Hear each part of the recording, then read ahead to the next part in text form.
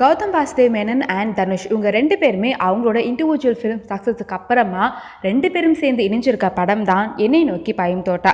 And இந்த படத்தோட teaser வந்து 6th டிசம்பர் வந்து வெளியிடுவோம் அப்படின்னு சொல்லியிருந்தாங்க. ஏன்னா அந்த டைமுக்கு டீசரும் வரல, எதுவுமே வரல. அண்ட் அதுக்கப்புறமா இந்த படத்தோட டீசர் பற்றியே மக்கள் மறந்து போயிருந்த டைமில் இப்போது திருப்பி அஃபிஷியலாக அனௌன்ஸ் பண்ணியிருக்காங்க இந்த படத்தோட டீசர் எப்போ வெளியாகும் அப்படின்னு. எப்போன்னு பார்த்தா 24 டிசம்பர் நைட் 8:30க்கு இந்த டீசர் ரிலீஸ் ஆகும் அப்படின்னு சொல்லியிருக்காங்க. So Dhanush fans, Gautham Menon fans எல்லாருக்குமே ஒரு கிறிஸ்மஸ் ட்ரீட்டாக இருக்கும் இந்த படத்தோட டீசர் அப்படின்னு சொல்லியிருக்காங்க. அண்ட் இந்த படத்தில் இன்னொரு முக்கியமான சஸ்பென்ஸான விஷயம் என்ன அப்படின்னு பார்த்தா, இந்த படத்தில் மியூசிக் டைரக்டர் யார் அப்படிங்கிற விஷயத்த இன்னி வரைக்கும் கௌதம் மேனன் ரொம்ப சஸ்பென்ஸாக வச்சுருக்காரு.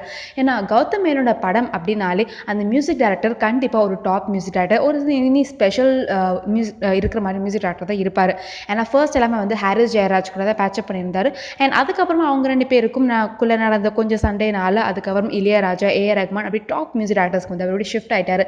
ஸோ இந்த படத்தில் மறுபடியும் ஹாரிஸ் ஜெயராஜ் கூட சேர்ந்து ஒர்க் பண்ணுறாரா, ஆர் ஏஆர் ரஹ்மான், இளையராஜா கூட தான் இருக்காரா, or any new music directors Anirudh, Santhosh Narayanan மாதிரி யார் கூட பேச்சப் பண்ணியிருக்காரா அப்படிங்கிறது வந்து டீசர் ரிலீஸ் ஆகிற நாள் 24 டிசம்பர் தான் நமக்கு எல்லாருக்குமே தெரிய வரும்.